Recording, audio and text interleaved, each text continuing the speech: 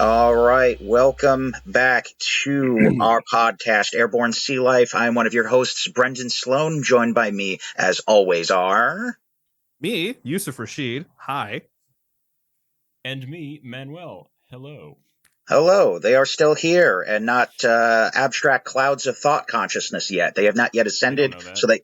Well, I mean, I can make a reasonable guess, but someone else who can make reasonable guesses is we have a very special guest, the very first guest on the podcast for the very first time, Mr. Hank Selva, a touring bass player, a Protest the Hero. How are you today, sir? I'm doing well. Thanks for having me. It's an honor to be your first guest. I mean, yeah, thank the you. honor is clearly like I don't know, man. I don't know if we could compete with the honor of you taking the time out of your busy day to be hanging with us today. I'm grateful. I don't know about these two degenerates, but I'm doing pretty good with it. That's funny. Yeah, no, just all I'm gonna have to do today is practice, prepare for the upcoming runs, and then have class later today, and then gonna head over to 1720 later tonight to go hang out for a Creed night. So it's a pretty busy day, but no, I was excited to do this, and because I really didn't get to talk to Yusuf when he came out to the Toronto show, and I felt bad. So it's kind of nice, and then of course meeting you guys, and again being on this, so I appreciate it. Mm-hmm. Well, we're just trying to be another outlet for heavy metal and all the adjacent forms of music that come that way. So if you're ready to take some questions, so we got a whole Q&A lined up here. If Sure. You're ready to rock and roll, hell yeah. Manuel, Yeah. I think if you would like to ask this lovely question that we have in this very conspicuous Google Docs that the world does not see. Sure. Yes, I will start us off by not reading off of a Google Doc. If someone was learning about you and your music for the first time, what would you want them to know? Me and my music for the first time, like as far as my, would you mean like my preferences or my playing style or like the bands that I've played for? Interpret that question as you will. You've played for a lot of cool bands. You've played very complicated music. Yeah, that's a good. Actually, that's a really good question. It sounds cliche, but I do love all types of genres. I mean, the dominant one in my my likes, for lack of a better word, would be, of course, heavy metal. And the umbrella that heavy metal is, of course, I do love prog metal, probably the most, and thrash. But yeah, I would say, knowing me, you'll understand that metal is, like, I guess it's gonna sound so cheesy, but my first love since I was a little kid. And then, of course, that doesn't limit me to classical music, jazz, Latin, salsa, cumbias, even country. So there's so many avenues to the type of music I like, but of course the first love happened to be or is heavy metal. Yeah, I would say that there's nothing wrong with it being cheesy too. You add as much cheese to your life as you want, sir. This is America, and we kind of live on cheese over here. In case a lot of cheese. People are not paying attention. Damn straight, brother. That's right. That's the correct answer. I mean, there's no answer is objectively correct, but that's definitely the objectively correct answer to that. I mean, it's metal. Is it really metal if it isn't just a little bit silly at least? Yeah, exactly. No, so I was working on Monday. We had this metal night at 1720. It's like the music venue that I work at here in Los Angeles. And it's and we had this metal Monday, and a lot of the bands there were like, thrash metal, power metal, like, that use the fonts, that the unrecognizable fonts, and you see all these guys walking around with their vests and denim jackets and long hair and Reeboks, and like I'm here wearing a security guard shirt with my nice clean haircut, and they're just like, I'm just headbanging and I'm like enjoying the music because I'm like, working one of my posts, and it's kind of just like, some of them are like, "Oh, you like heavy metal, you know?" And I'm just like, "Yeah, well, I don't look like I do, but you know, I love it." So yeah, it's I guess I guess with a naked eye, you wouldn't think that. I mean, you guys know who I am, but I don't think the typical person around the street would know that I'm into a lot of heavy metal. But again, like you were saying earlier, Brendan, like yeah, it's all right, you know, kind of. Geez, I should have written your quote down, but basically, Well, it's all good. Yeah, it's you all can good. watch You on the know. podcast later and write it down. Yeah, Yeah. It'll be still in the recording. That's the Yeah, best part of the internet.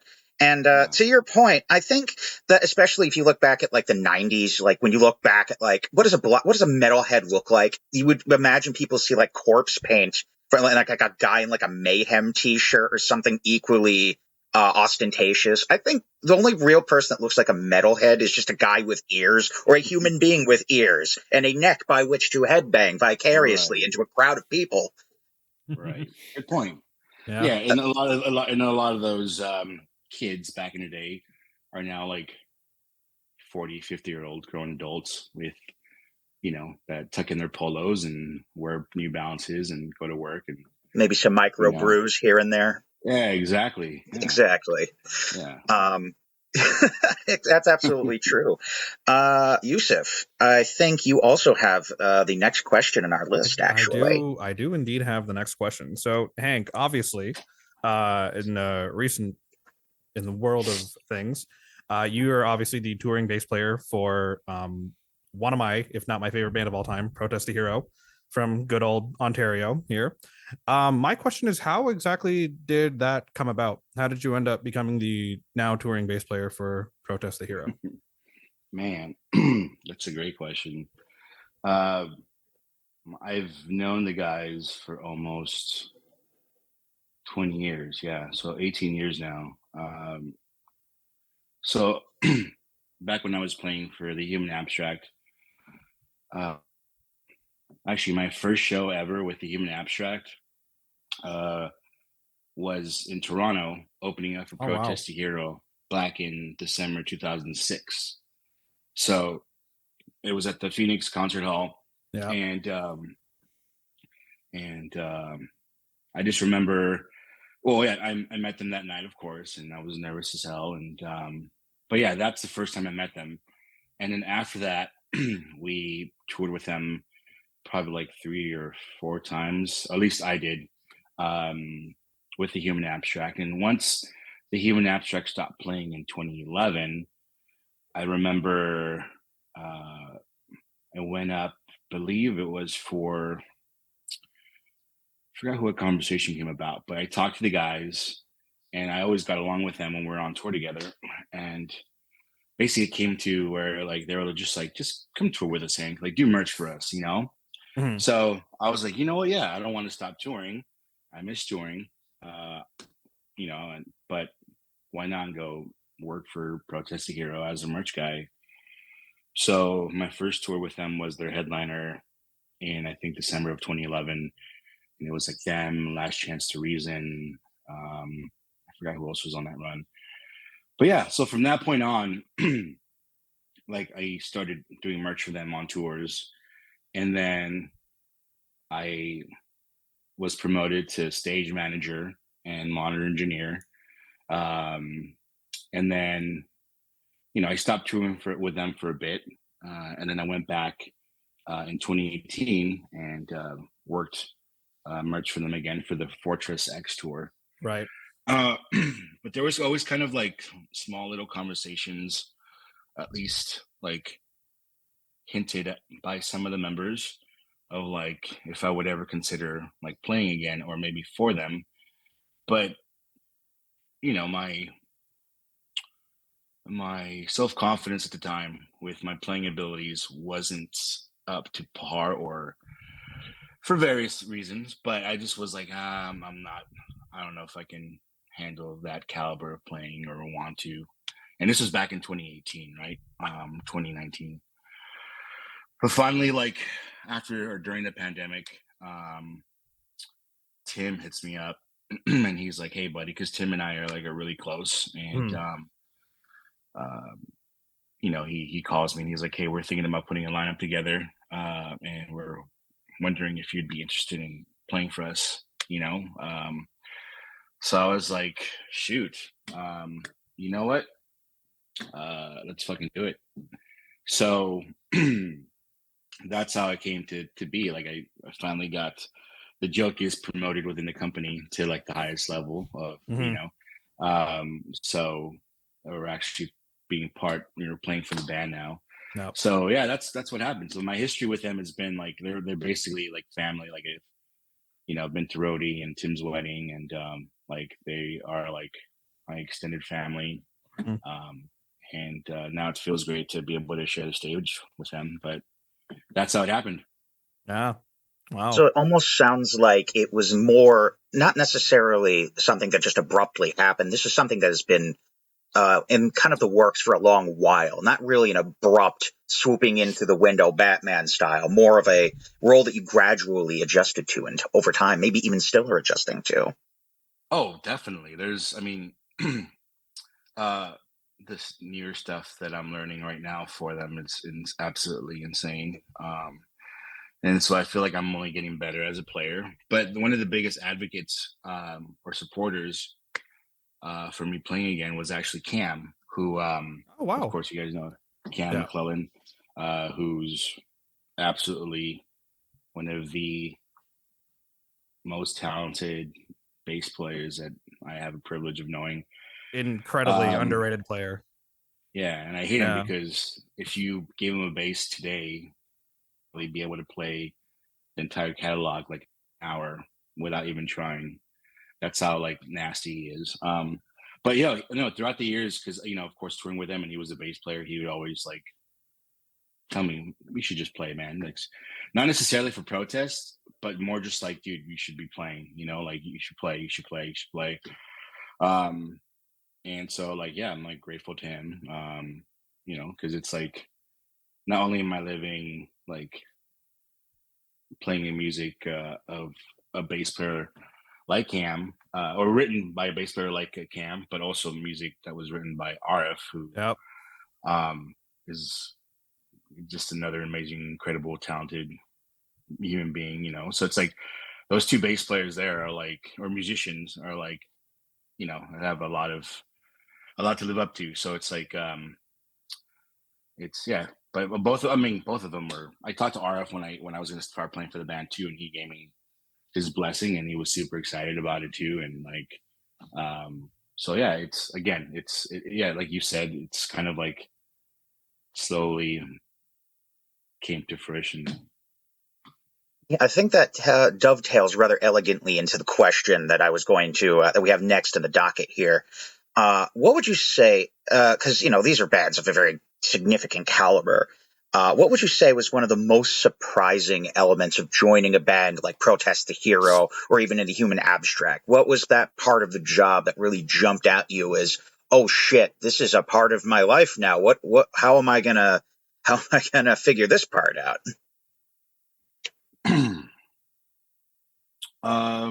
Well, with Human Abstract, it was a lot easier. Not in the music. I mean, not talking about referring to the music, but more so like that time in my life, I was like in my early 20s, mid 20s, and we just had the, whole world ahead of us, as far as like,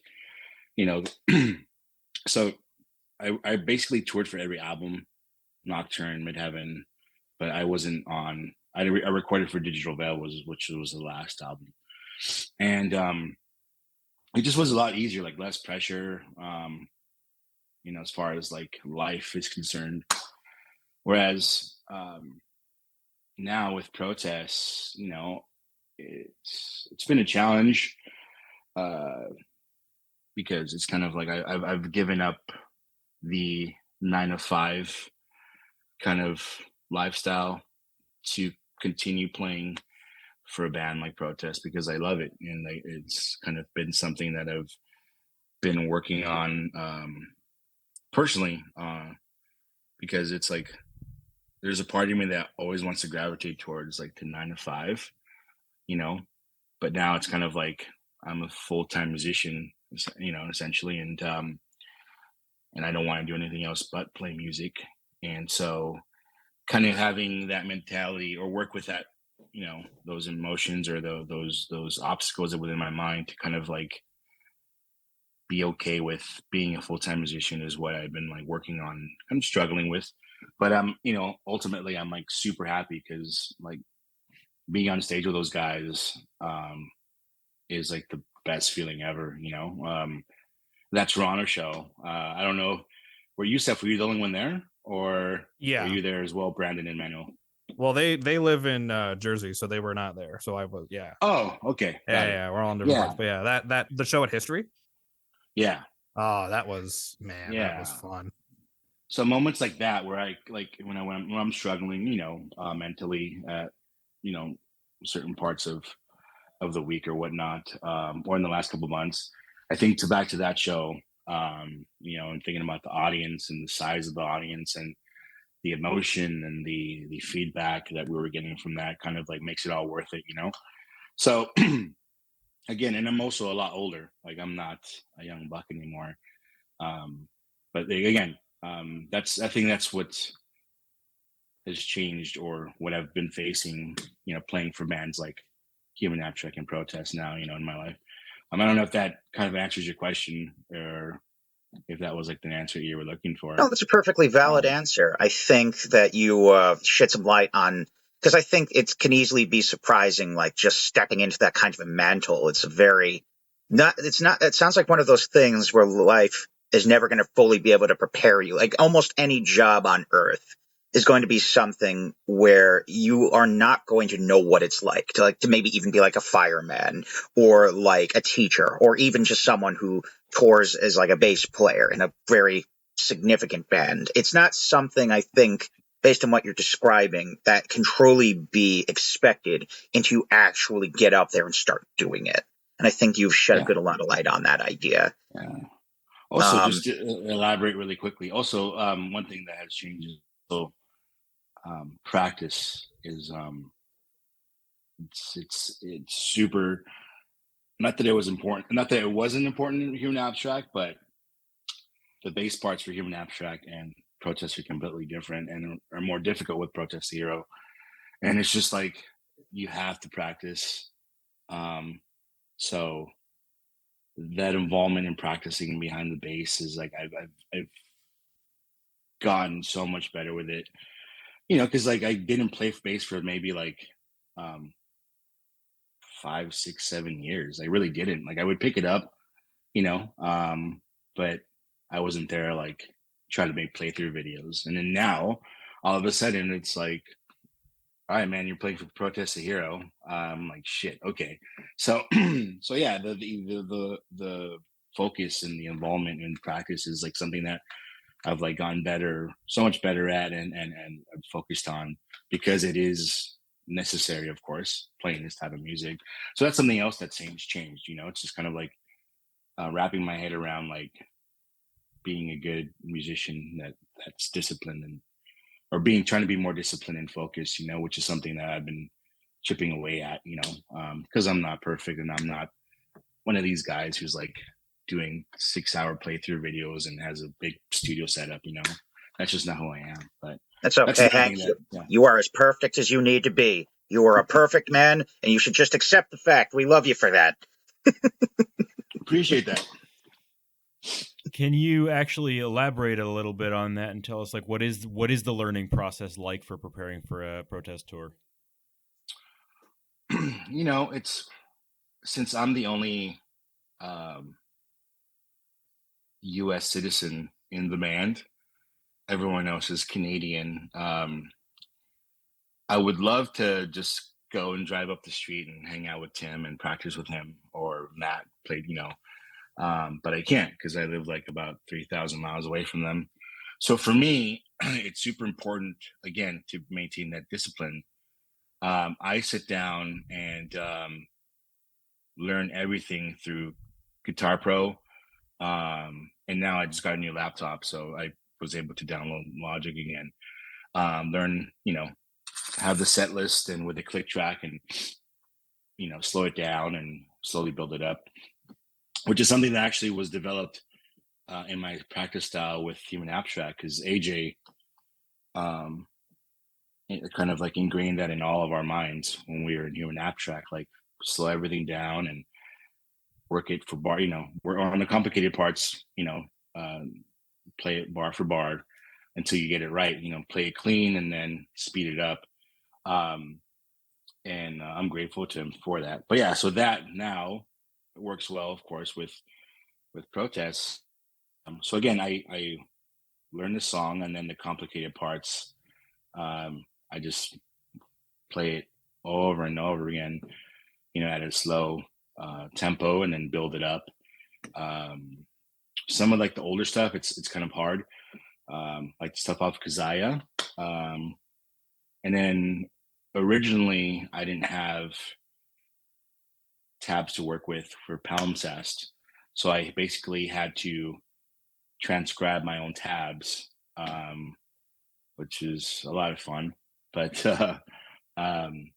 now, with, of course, being that we have Sheet Happens to work with, I'm able to kind of just depend or fall back on that and have their mass support, and it makes the job a lot easier, But again, it's sitting down, seeing the sheet of music or listen to the song over and over again, and then basically working it all over and over again until it's basically ingrained in your memory. Yeah, that's the learning process, or my learning process. It almost sounds like there's almost a spirit of DIY that went into this, especially like the transcribing your own tab. That just sounds, I don't know if Sisyphean is the right word, but you really put in like an extra mile to make sure that you had everything you needed to get the end product you were looking for. Well, yeah, I needed to, because they did give me the bass stems, so I was able to hear those while transcribing or learning the parts. The other great thing with the great advice that actually I got from Cam, because I called Cam or I texted him and I was like, dude, like, I need your help, and this was maybe this was before the first tour I ever did with them, back in 2022.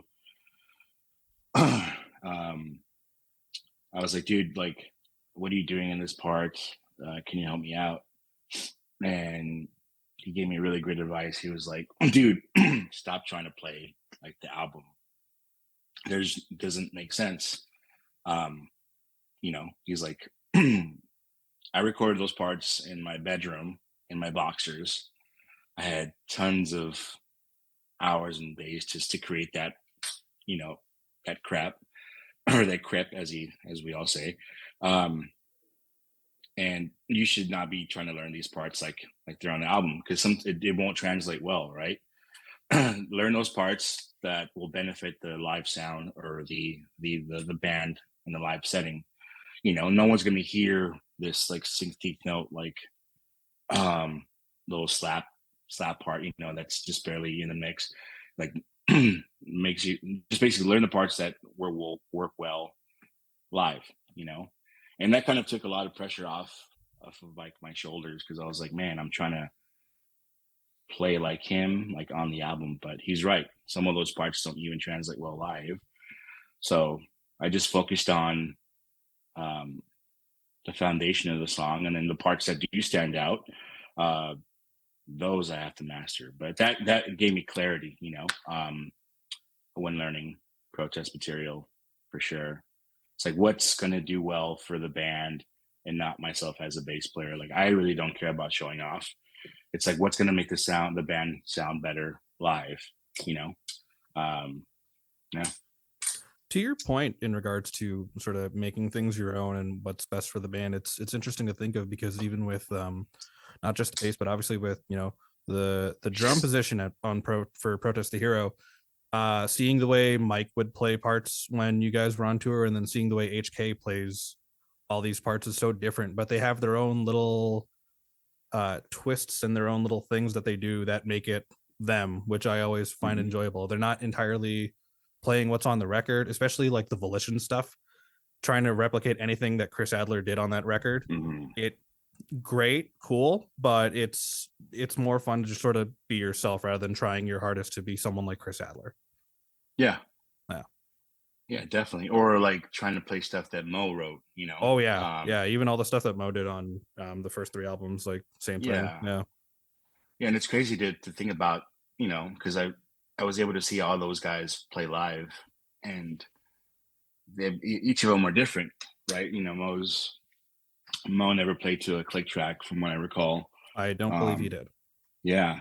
No. And then Mike's playing style, and then now HK, it's kind of like, and you're absolutely correct. Like they brought their own style to the table, and it still works for the band, you know? No.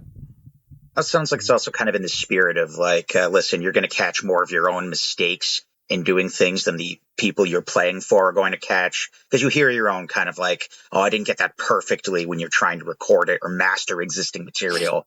But in reality, no one's really going to, it's one of the things you notice, but not like your audience will know. And I think I can see where that would take a lot of pressure off of you. Oh, for sure. Yeah. Again, and the great thing about this band is, like, we laugh at our own mistakes, even live. Like it's almost like a treat to catch one of your band members fuck up. I Like love that Tim's so much. yeah, Tim's really good about it. Like if he hears something in our mix, you know, where I mess up, he like runs over to me, and like the thing that we do is like we just point at each other and we go, oh, you know, or you know, and we've done it in like, it's, you know, in so many situations. Before I used to like,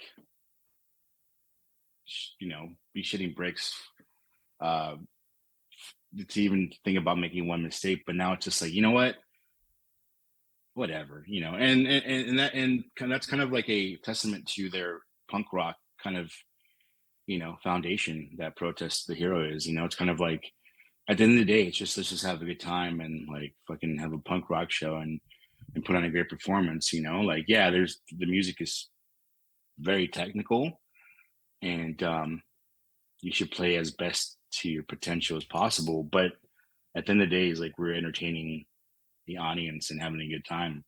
You know, like chill, relax, like don't sweat it. You know, and that's a great feeling. You know, that's why I love playing with the band, because it's like I'm playing with my friends. You know, and that's the best thing. I like it. Just getting better as a group and dunking on your friends. That is the most punk rock way to live life. I like it. I will. You know, so I once a couple years ago I went to see Meshuggah, and if you think of, you know, perfection in music, it's going to be Meshuggah. And I heard Yeah. Haka make one mistake. He screwed up a set of 16th notes, and it felt really good because it was like, oh, he is a human. You know, sometimes I like to see that. Yeah, and for you to, and how many people do you think caught that error? You know, Yeah, probably no one. No. Yeah, it's like we're our own worst critics. Like we are our own worst critics, because I've played shows where I think I've sucked, and people come up and like, dude, oh my god, that was amazing. I'm like, did you not hear me mess up that part? You know, At that point, you don't correct them, though. You just take the praise, let it just kind of bask, and you're good to go. What are they going to do? What are you going to just break the guitar or bass on stage? Just let it happen. Just bask in the glow of that praise, man. That's how we do it.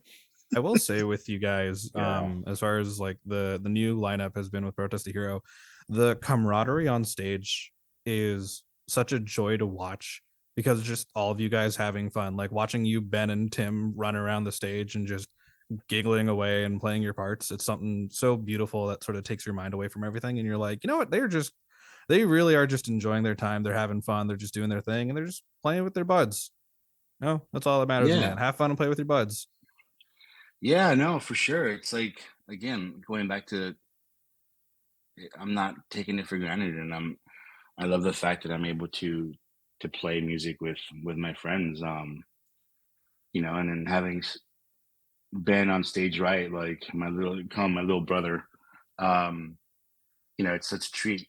Not only because I'm able to see him fucking shred and be the guy who he is, but it's like yeah, I love being on stage right with him, and then going to stage left and teasing and being a fool with Tim, and then I'm getting a little bit more comfortable with Rhodey, like going up to him. But I like I don't want to like interrupt him or like mess him up. But he's always just like, dude, I don't care. Come up, come up to me. And then making eye contact with HK. Yeah, again, it's like I'm feel very fortunate enough to be able to do this. I gave up an office job and I don't want to say comfortable lifestyle, but to be able to do this and say I play music with my friends, so I'm going to take advantage of it as much as I can. So, Yusuf, I think you also have the next question on here since we're over on this side of things here. Why don't you pop it on in there? On the topic of, having worked a day job or, you're still working at 1720, and I know you were working a 9 to 5 before you went on the journey of being a full-time musician, but what exactly helps you find the balance between having a 9 to 5 and then being a musician? It was hard. There'd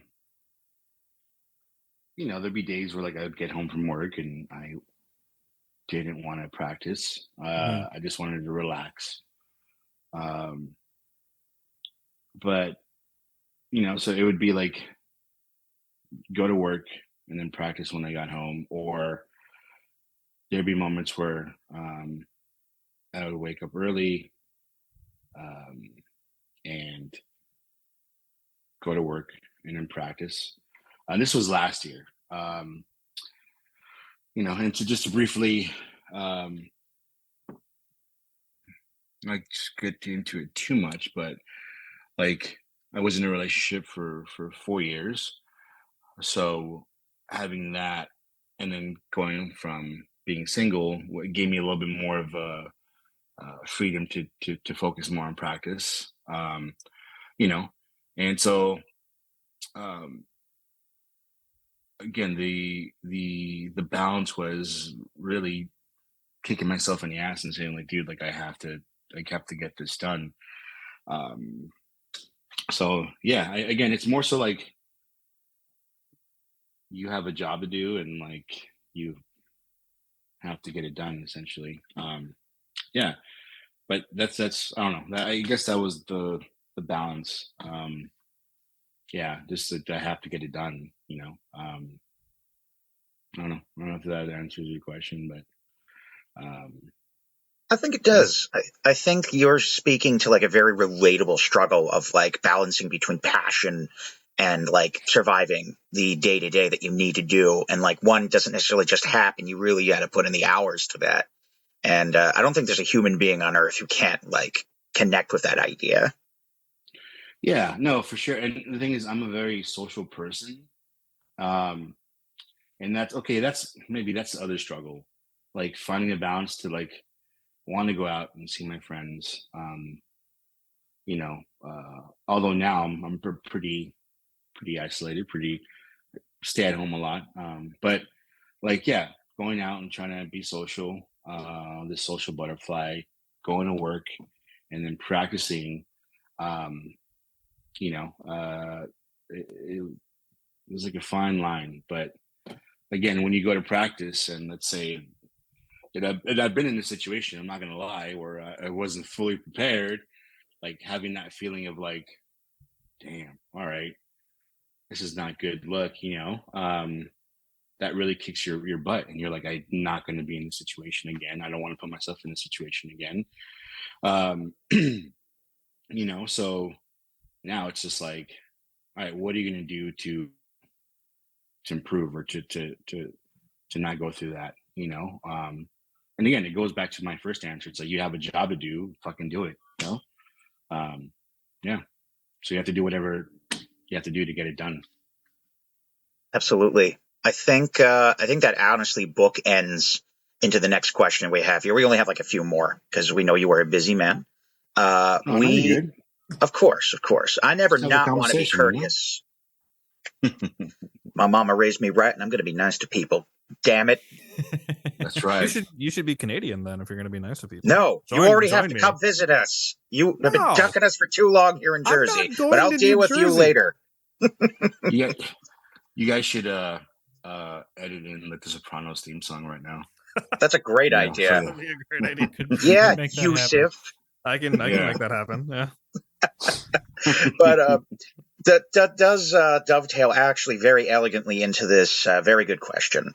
What if, as someone who's clearly made something of a career in music, begin to work for yourself in a meaningful way, what would you say to someone who's just getting starting out in music? What would your advice be to the person who's on the opposite side of the fence that you hurdled yourself over?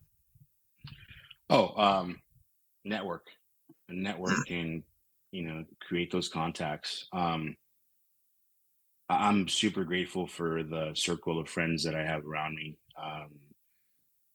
Whether it's Protest to Hero, the guys in Protest to Hero who, when I'm in Toronto, help me endlessly. Whether it's Tim letting me stay at his place, or here at home, I'm super grateful for for guys like Brett, who was a drummer for Human Abstract, Travis, singer. I'm super close to those guys. You know, they. I'm not going to give too much information on them, but basically, because of them, I work at 1720. So it is.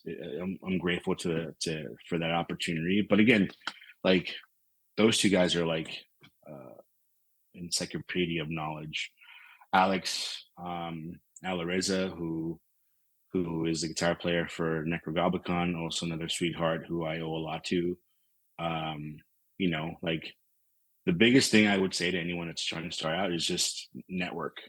Like have that good circle of friends that you can feed knowledge off of or bounce knowledge off of. And also that are maybe doing a lot better than you. Because you want to hang around like successful people. And I think that's super important without ego, right? Yeah, and that's the other thing. Don't try not to be like a person that lets your ego get ahead of you. Be as humble as possible. At least, like, I still feel weird when someone tries to compliment me. I'm like, oh, thank you.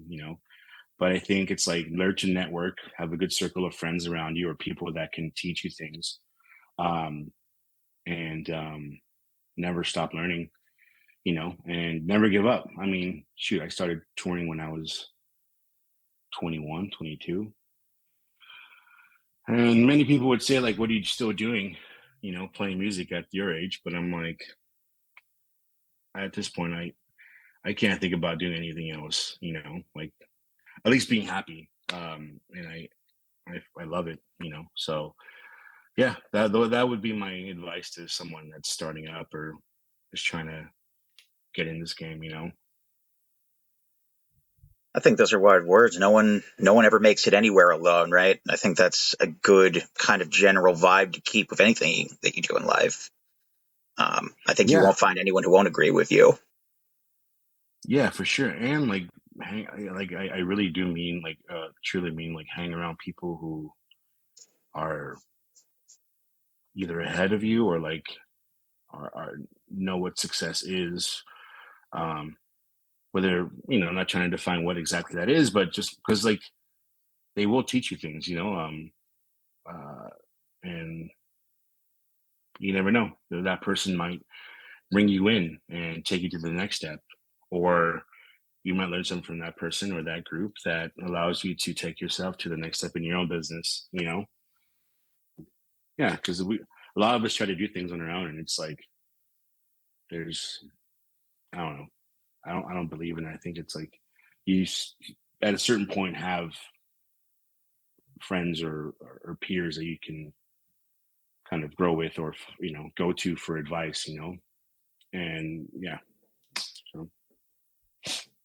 Very words to live by. And unless the two of you have any other more serious questions, we have some more amusing ones if you're down to keep yourself entertained for a few minutes. I like it. So, Yusuf, you have the first not standard question. You go have yourself some fun. I clear my throat there. So Hank, if there's What's up? one thing I've learned about you, is other than you being the bass player for Protest the Hero, through our various interactions on Twitter and occasionally in Instagram, is that you're also a big baseball and football fan. Yes. Oh boy. A very sinister chuckle. I like it. Him and I were going just in random Twitter interactions during the NFL playoffs this past season, just because Henry is a noted fan of the LA Rams and I am a fan of the Detroit Lions. So that was a fun time for a few days. But I do have to ask you, if you could have a conversation with any athlete on an LA team, who would it be? So like anyone on the Dodgers, on the Rams, like the Clippers or Lakers, maybe. That's a good question. I don't know if the obvious answer is Shohei Ohtani, but you know. You would think, right? Right. Yeah.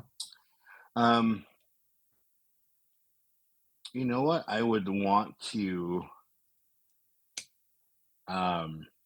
actually, because he'd seem like him and I would get along. He's such like a bright guy. He's a young dude who's like full of life, and I would just want to like kind of pick his mindset. Actually, it would be Puka Nakua. Oh, interesting. Okay. Yeah. Yeah. Yeah, that, or I was gonna say Mookie Betts. But okay. But definitely Puka, because if you see Puka, he's always like smiling and in a good mood, and yeah, he's like he reps LA Rams hard. Even when he's out and about, he's wearing his LA Rams jacket. But he just seems like a positive dude, you know. So I definitely would want to talk or pick the brain of Puka Nakua. That would be awesome. That'd be cool. Yeah, Puka would be interesting. Just a follow up question: how are you feeling with the announcement of Aaron Donald retiring? I'm bummed. Yeah. Yeah. I mean, yeah, I'm super bummed. But you know, like he said, he's full. He's complete. He's good. It was interesting because you know how good he was, right? Oh yeah. Yeah. Yeah, and I'm gonna miss him. I'm gonna definitely still rock my Aaron Donald jersey. But it's like I was watching the podcast with Travis and Jason Kelsey. And yeah, it's like they're hearing their stories on like how the whole game plan of whoever was playing the Rams was to make sure that they handled or controlled Aaron Donald, because they knew how much of a threat he was, and how super, like, he's a big dude. He's super fast. Yeah. But yeah, no, I'm gonna miss him. I'm still kind of I don't know what to feel about the Jimmy Garoppolo signing, but oh, did he sign with the Rams? Yeah. Oh, interesting. Yeah, I mean, okay. Stafford's still gonna be yeah, our right. guy, but yeah. So Garoppolo signed with the Rams, and I'm interested to see what Les Snead and McVay do for the draft, because again, we've excuse me, we've gotten really good rookie signings in like late rounds, right? So, yeah. I mean, I know. So I mean, I have to ask you, who would you wait? Brandon and Manuel, do you guys watch sports or like sports? My wife and I are going to a Devils game tonight, New Jersey Devils. Do you like our hockey in this house? Thank you very much. The Devils. The Devils. Yeah. Buddy. Oh, so good. That's cool, man. All right, so you're a hockey house. Absolutely, man. My wife has a series of retired jerseys that we keep over the stairs leading up to the apartment. We've got Brodeur. Oh, God, I have to look at what we have over there. But you know, we're rocking a Marty Brodeur jersey at the minimum. That's the kind of house we like to live here. Manuel, what do you have? What do you do? I don't do sports that much. My dad's a huge Yankees fan, so I used to go to Yankees games with him when I was a kid sometimes. But it's basically occasional baseball. Okay, there you go. That's fair. And I lived right by Fenway Park for 5 years, so I don't know. A drunk Red Sox fan gave me a giant bag of popcorn once, so I can't be that upset about it. Isn't that basically what sports is all about, really? Yeah. Giving popcorn to other people. Yeah. Drunken people giving Yeah. popcorn to not Yeah. drunk people. That seems to be Yeah. the vibe with it. Bold Yeah, of I you to know. assume I wasn't drunk either. Ah, there you go. I mean, I wanted to give him the benefits of some kind of doubt, but he just dashed it against the rocks like some kind of Victorian sailing novel. It was very bad. Mhm. Ugh. Yeah, I wish I didn't like sport. I wish I didn't like baseball or football as much as I do. Because there's been a lot of heartache. And like even like I set 3 alarms to make sure I got up early enough to make breakfast and be ready for this interview. Because I stayed up pretty late last night watching the Dodger. Oh, the Soul Padres series. Yeah. Yeah, and it was crazy. I mean, it was 15-11, and then the first night, I stayed up and watched the whole game, and I didn't go to bed until God. like 6 something in the morning. So Jeez. yeah, and of course, like Yusuf, I kind of left you alone when the Lions, Yeah. lost in It I don't the want to take too much playoffs. time. I don't want to take too much time talking about this because obviously this is No, more about yeah, music than for anything. sure. I will say this, man. I've been a Lions fan since I was a kid. You know, like despite being born and raised in Toronto, I have family in Michigan, and um, the Lions have just kind of been my team as far as football goes. And it's been a long time of heartache, a long time of stress, getting screwed in the playoffs in various years. In the 3 years they made it before this past season, but you know, beating the Rams felt a little bittersweet, especially with the whole Stafford Goff thing. Beating the Buccaneers, I was in the airport in Washington D.C. I was just getting back from a festival with Manuel. Actually, I was flying home. Oh, cool. And the game was that night. So I'm sitting at the bar in this airport watching the game. And when they made that game-winning interception to lock it down, I wanted to yell and just lose my mind in that airport, and I couldn't. But I got home and I was like, okay, NFC Championship, it's time. And the first half of that game felt great. I was like, what could possibly go wrong? And then everything possibly went wrong. Yeah. Heartbreaking for sure. I think it's one of those things where the Lions were so close to getting to the Super Bowl, and watching how the Super Bowl ended up going down. Personal take, maybe my bias talking. I think we could have taken on the Chiefs. I genuinely think we could have brought a fight to the Chiefs, but what happened. We didn't do it, but I have very, very high hopes for this team for the next couple seasons. Oh yeah, man. Yeah. All right. Yeah, I know. So we do have one. So anytime. So my old background is like, I don't remember if you remember what WSOU is, radio in New Jersey. It's okay. I have a background in radio, and anytime I would do an interview, I would always try to end it on one particularly ludicrous question.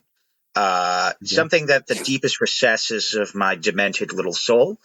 So, Hank, are you ready for this? It's not going to get you in any trouble. It's just something that we think objectively is very funny. Are you ready? Sure. Great. If you, sir, could get into a fight with any corporate, sports, or fast food mascot, who would it be and why? Oh man. Like you see them walking down the street and it's just on sight. You start getting ready to rev up. Maybe Captain Crunch is coming out of a laundromat. Who knows? I'm trying to think.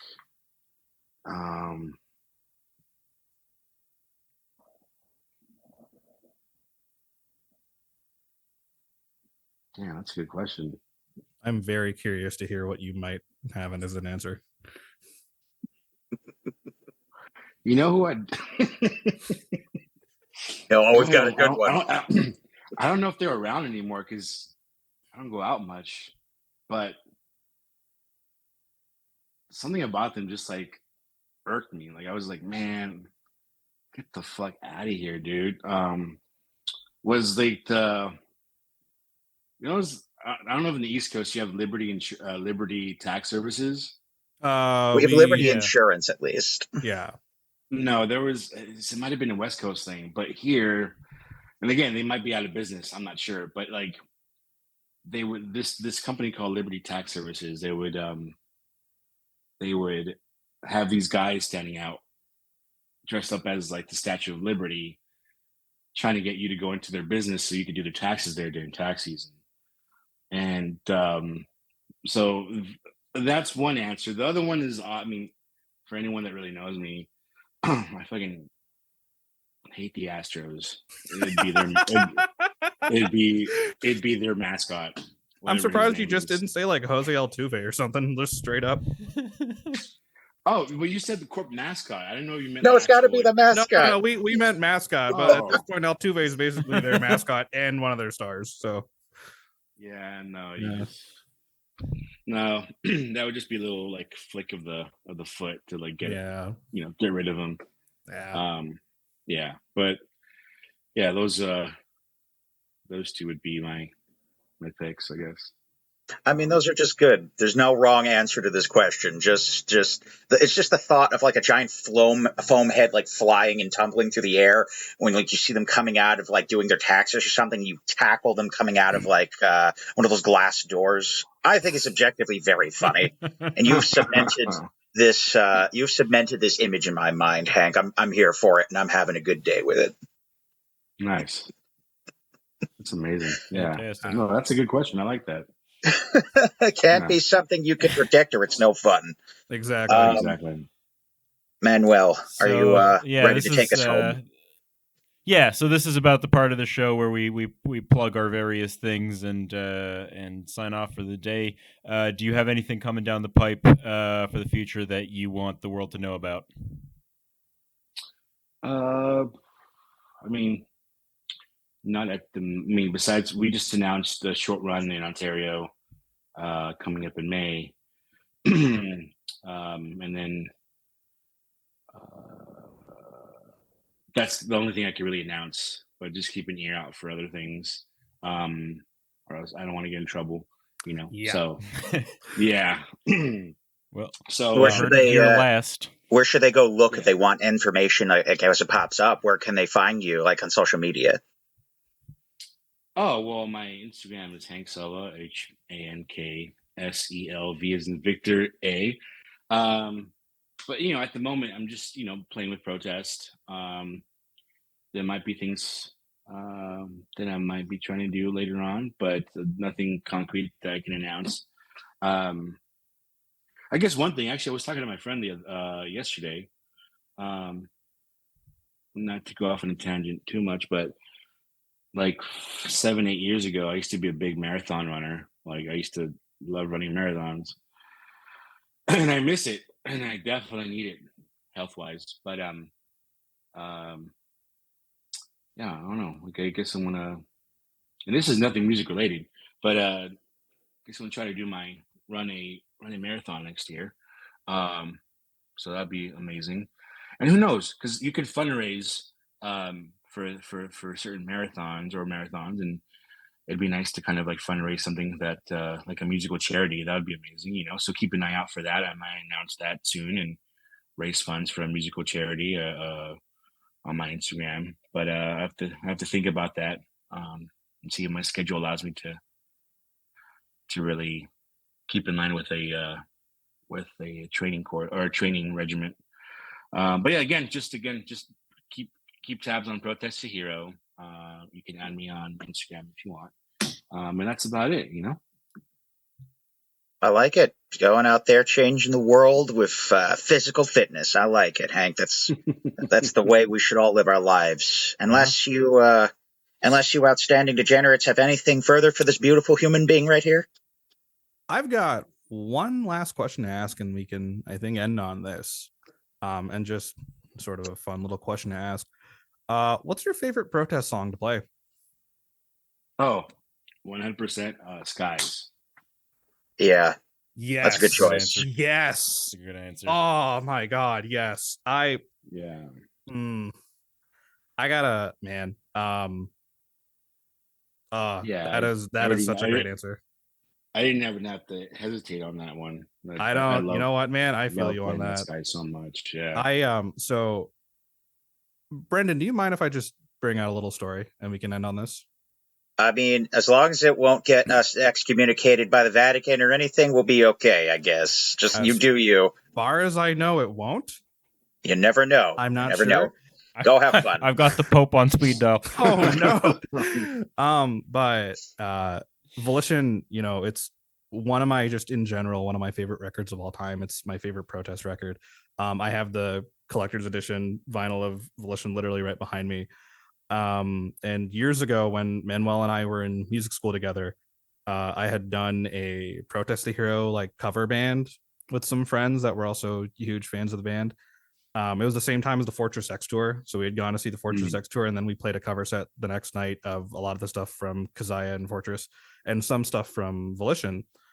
And a year later, when we were graduating and we were doing like, you know, graduating recitals and everything, my band, we brought the band back together and actually played a cover of Skies.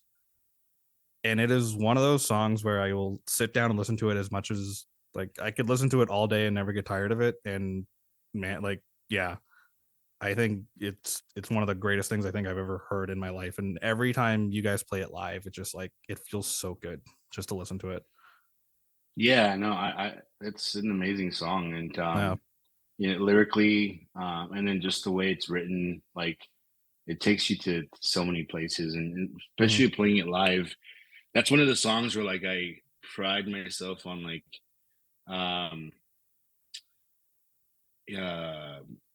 closing my eyes, especially at the ending.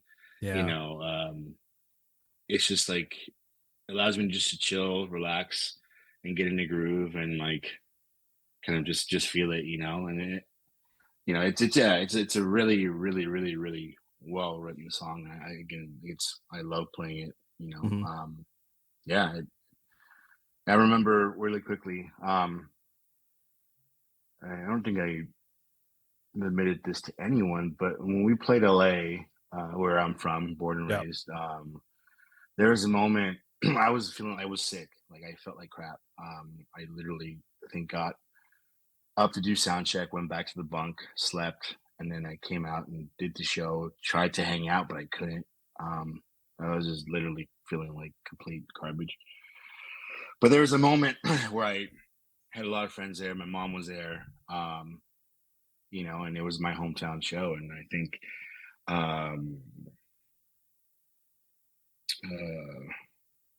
there's that section in the song at the end. Don't try to quote me on the lyrics or test me on the lyrics, but you know, it goes, you know, yeah. I had my eyes closed and I looked to my right and like I saw like my mom and like my aunt and my friends, and like I choked up a little bit. I was like, man, like it's just crazy. This is a very awesome moment in my life, you know. And again, it had to do with the the the place I was at, you know, but also that song. It gets me, you know. It's a really really good one. So yeah, that's why I love it as well. It's just always gonna remember that moment. Yeah. Wow, that is beautiful. That is very beautiful. Wow. And this has been a beautiful interview, I think. This has been if this is going to be the standard of which we have interviews, I can say that that is a high standard. Thanks to you, sir. You've raised the bar of this program, we'll call it, to a very high degree with your presence. And we thank you very much for coming to hang out with us today. No, I appreciate you guys thinking of me, and I wish you nothing but more success, and I hope it blows up and it turns into something beautiful, and you guys continue doing what you do. And yeah, no, my best of luck to you guys, man. Like, you guys, again, thank you so much for thinking of me, and I hope to see you guys when we come to your neck of the woods. Please let me know. Oh, we will. Yeah, You we will. leave that to us, sir. But everyone, this has been Hank Selva, the touring bass player of Protest the Hero. This has been Airborne Sealife. And boys, how can they find us if they want to watch this outstanding episode? Well, Brendan, since you said so, you can find us on YouTube, obviously, at Airborne Sealife. You can find us on our TikTok account, which is also Airborne Sealife, and our Instagram, also Airborne Sealife. Shocker. We have clips of just various episodes all up on the TikTok and the Instagram, and everything's up on the YouTube. We'll be having clips of this probably in the next little bit, and that's pretty much where you can find us. We're not going to do the individual plugs today. I just want this to be about the show itself. And Hank, I cannot thank you enough, man, for taking the time to do this. We really appreciate it. No, thank you again, guys. You guys take care of yourselves, and hope to see you guys soon. Oh, you too, man. Absolutely. Till next time, keep flying in the sea.